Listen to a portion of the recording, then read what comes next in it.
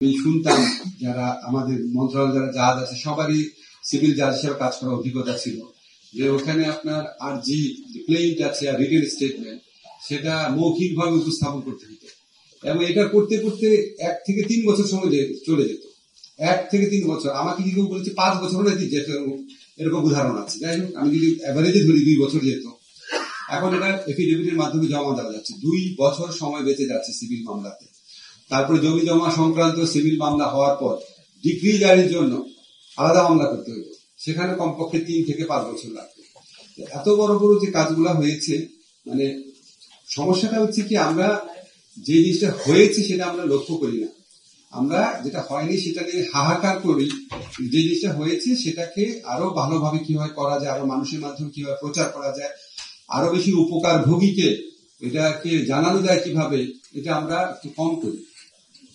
যাই হোক, আমি লিগালি এখন একটু কম বলছি, আমি অন্যান্য সংস্কারের প্রসঙ্গে বলি। আপনারা দেখবেন প্রায় আমাদেরকে অ্যাকিউজ করা হয়, এই ঐক্যমত্য কমিশন এত আলাপ করলো, এত কিছু করলো, এত সংস্কার শোনা যায়, কোথায় সংস্কার? তো কিছুই করলেন না।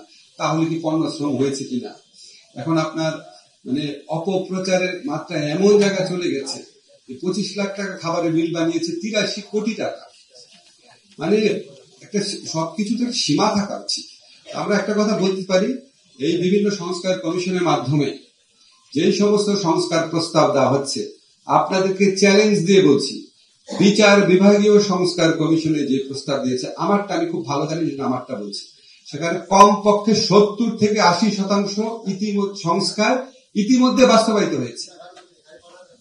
আপনি যদি এখন 25% বা 30% হাহাকার করার সমস্যা নাই, কিন্তু আপনি এই 70-80% সংস্কার হয়ে গেছে কমপ্লিটলি ইগনোর করে কোথায় সংস্কার বলতে থাকবেন, তাহলে মানুষ তো ভালো বার্তা পায় না। এবং আমাদের যারা আইন মন্ত্রণালয়ে যারা অফিসাররা আছে, যারা দিনে রাতে কাজ করছেন আমাদের সুপ্রিম কোর্টে, আমাদের অ্যাটর্নি জেনারেল অফিসে, ওনাদেরও তো একটু অ্যাকনলেজ করা দরকার। আর সংস্কারের ক্ষেত্রে আমাদের আরেকটা ব্যাপার আছে, আমাদের সমস্ত সংস্কার ভাবনা সংবিধানের মধ্যে আটকে গেছে। মানে পৃথিবীর যত সংস্কার আছে সংবিধান করতে হবে, আর সংবিধানে সংস্কার করলেই সব সংস্কার হয়ে গেল, অন্য সংস্কার কারো চোখে পড়ে না। আমি আপনাদের একটা এক্সাম্পল দিই। বাংলাদেশের সংবিধানে যখন পরিবেশকে একটা শব্দও ছিল না, তখন পূর্বাতন বিএনপি সরকারের আমলে পরিবেশ সংক্রান্ত আইন করা হয়। 2টা খুবই ইম্পর্টেন্ট বিধান ছিল সেখানে। একটা হচ্ছে 4 স্ট্রোক ইঞ্জিন নিষিদ্ধ করা হয়, ক্যাটালিটিক কনভার্টার লাগানো বাধ্যতামূলক করা হয়, পলিথিন ব্যাগ একটা নির্দিষ্ট থিকনেস পর্যন্ত পলিথিন ব্যাগ নিষিদ্ধ করা হয়। এবং সেই সময় আমি বিভিন্ন রিপোর্টে পড়তাম যে ঢাকায় বায়ুর মান কত বেড়ে গিয়েছিল। একটা আইন দিয়ে আমরা তো অনেক পরিবর্তন করেছিলাম, সে ধরে রাখতে পারিনি সেটা অন্য কথা, কিন্তু করেছিলাম তো। তখন সবাই অ্যাকনলেজ করেছিল যে অসম্ভব ভালো একটা আইন হয়েছিল। অন্তত এই 2টা বিধান আমার এখনো মনে আছে, এত বছর হয়ে গেছে। তো তারপর তো আমরা পরিবেশ সংবিধান ঢুকানোর পর কি পরিবেশ ভালো হয়েছে?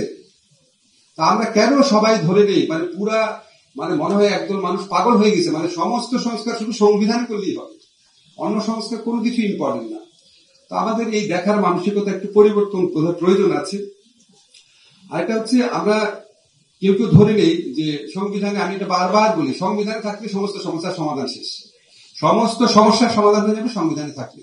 আমি একটা এক্সাম্পল সবসময় আবারও দিচ্ছি, প্লিজ একটু ভালো করে রিয়েলাইজ করেন। আমাদের তো সংবিধানে ছিল প্রধান বিচারপতিকে রাষ্ট্রপতি সম্পূর্ণ স্বাধীনভাবে নিয়োগ দিবেন, দিয়েছে জীবনে কখনো? আপনি পলিটিক্যাল কালচার চেঞ্জ করবেন না, আমরা নিজেরা চেঞ্জ হব না, আমরা মানুষ কেউ পরিবর্তন হব না, আমাদের নিজস্ব জীবন দর্শন, সংস্কৃতি, অভ্যাস, পদভ্যাস কিছুই চেঞ্জ করব না। একটা বইয়ের মধ্যে কতগুলো ভালো ভালো কথা লিখে রাখবো আর সবাই ভালো হয়ে যাবে। মানে অদ্ভুত এই ভাবনাগুলো পরিবর্তন করা দরকার আছে, রিয়ালাইজ করা দরকার আছে যে এটা কোনো সংবিধান কোনো ম্যাজিক না, আপনার মধ্যে লিখে দিলেন আর সব ভালো হয়ে গেল। তাহলে তো পৃথিবীতে আফ্রিকান দেশগুলোতে ইউরোপের চেয়ে বেটার গভর্নেন্স থাকতো। আপনি ইনভেস্টিগেট করে দেখেন, আফ্রিকান অনেক দেশের সংবিধান আছে ইউরোপের সংবিধান চেয়ে অনেক ভালো। রাশিয়ার সংবিধানই তো আপনার ইউরোপের অনেক সংবিধান চেয়ে ভালো, ওয়েস্টার্ন ইউরোপে। সমস্যা সমাধান হয়ে গেছে। তো আমার মনে হয় এই ব্রডার আসপেক্ট গুলো আমাদের বিবেচনায় নেওয়া প্রয়োজন। আরেকটা ক্ষেত্রে সংস্কারের ক্ষেত্রে আমাদের হয়, সেটা হচ্ছে টু মাচ এক্সপেকটেশন। জীবনে একটা সুযোগ পাওয়া গেছে, সমস্ত কিছু আইনে ঢুকিয়ে ফেলি, সমস্যার সমাধান হয়ে যাবে। এটা একটু বিনয়ের সাথে বলছি, একটা সাম্প্রতিক অভিজ্ঞতা আপনাদের বলি। আমরা পুলিশ সংস্কার কমিশন আইন, এটা স্বরাষ্ট্র মন্ত্রণালয় করার কথা, আমরা আইন মন্ত্রণালয় থেকে নিজেরা আইন করে দিয়ে কতবার ওনাদেরকে আমন্ত্রণ করে মিটিং করে টিটিং করে আমরা একটা আইনের খসড়া করিয়েছি। সেখানে একটা প্রস্তাব আছে যে সংস্কার যে পুলিশ যে কমিশন আছে ওরা 3 জন আইজিপির নাম প্রপোজ করবেন, এখান থেকে সরকার একজনকে করবেন। ঠিক আছে, ওনারা 3 জন প্রপোজ করবেন, তার থেকে সরকার একজনকে আইজিপি বানাবে। এটা যখন আপনার এই আন্তঃমন্ত্রণালয় কমিটিতে গেল, এই আইনটা প্রচন্ড ভাবে ব্যুরোক্রেসি আইনের বিপক্ষে দাঁড়িয়ে গেছে। কোনোভাবেই আইন পাশ করা যায় না, বলে এটা 6 মাস কনসাল্ট করতে হবে, দিবেই না। আমরা যেটা করেছি কোনোভাবেই দিবে না। কত রকম পদ্ধতি দিয়ে এটা সম্ভব করার চেষ্টা করছি সেটা আপনাদের এখন বলতে পারবো না, কোনো এক সময় বলবো। এটা নিয়েই আমরা পারি না, এটাই সেল করতে, এটাই ব্যুরোক্রেসিকে একসেপ্ট করাতে পারি না। তার মধ্যে আমাদের একটা প্রতিষ্ঠান থেকে বিরাট এই আইনের মধ্যে কি কি ভুল আছে, সেই ভুলের মধ্যে একটা জায়গায় বলেছে কেন 3 জনকে দিবে, একজনকে দিবে, একজনকেই সরকারকে বানাতে হবে। আরে ভাই, 3 জনকে দিয়ে তো করতে পারি না।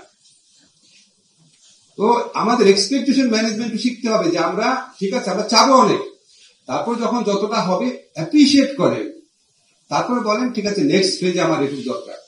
রাতারাতি করে ফেললে তো সব হবে না, আমাদের এক্সপেকটেশন ম্যানেজমেন্টের দরকার আছে। এখন এই সমস্ত কথা আমি বলতাম না, আমি সরকারে আসার পর দেখেছি আমরা যখন অ্যাক্টিভিজম করি মনে হয় কত সোজা আইন, এটা বললাম করে ফেললাম। এই আইনটা যার জন্য প্রয়োগ করবে তাকে একসেপ্ট করতে হবে না, তার গ্রহণ করতে হবে না, সে রাষ্ট্রের অংশ না, তাকে বুঝাতে হবে না, তাকে সেন্সিটাইজ করতে হবে না, আপনি উপর থেকে দিয়ে দিলে উনি করে ফেলবে। এটা এই কাজগুলো এত সহজ না। আমরা প্রাণপণে চেষ্টা করছি। যারা আপনার মনে করেন যে এরকম সংস্কার আরো দ্রুত হওয়া উচিত, আরো অনেক বেশি হওয়া উচিত, আপনাদের এই ভাবনা, আপনাদের এক্সপেকটেশনকে সম্মান জানার জন্য বাস্তবে করা মানে এত সহজ সাধ্য না। এবং আমি বিশ্বাস করি ক্রমান্বয়ে যদি আমরা সংস্কার করি এবং ক্রমান্বয়ে সংস্কারের পথে যাত্রাটা যদি আমাদের অব্যাহত থাকে, তাহলে আমরা আরো একটা ভালো জায়গায় পৌঁছাতে পারি। আর লাস্ট একটা কথা শুধু বলি, সেটা হচ্ছে আমরা অনেক আইন করি, ভালো আইন অনেক জায়গায় অ্যাপ্রিসিয়েট হয়। আজকে সারা অনেক অ্যাপ্রিসিয়েট করলো আইনের কথা, এর আগেও অনেক ব্যাপারে অ্যাপ্রিসিয়েট করেছে, ধন্যবাদ তাকে। আমাদের একটা মানে ভীতি কাজ করে যে তুৎপর্ত নির্বাচিত সরকার আসবে, আমাদের এই এত কষ্টের প্রচেষ্টাগুলো কি থাকবে। তো আমি যারাই আগামী নির্বাচনে বিজয়ী হবেন, আপনাদের কাছে একটা অনুরোধ, আপনারা এই সংস্কারগুলো ধরে রাখেন। সংবিধান সংস্কার নিয়ে আপনাদের অনেক রকম আপত্তি, অনেক রকম ভিন্ন মত আছে। এইগুলি সংস্কারে কিন্তু যে আইনগত সংস্কার, এখানে কিন্তু আপনারা কেউ ভিন্ন মত দেন নাই, কেউ দেন নাই। এমনকি উচ্চ আদালতে যে স্বাধীন সচিবালয়, সেটার পক্ষেও সমস্ত দল মতামত দিয়েছে। অন্তত এই আইনগুলা যেন কন্টিনিউটি যেন ধরে রাখা হয়। যতটুকু আমরা এগিয়েছি এটার জন্য ক্রমান্বয়ে আরো বেশি একটা শক্ত অবস্থানে নিয়ে যাওয়া হয়।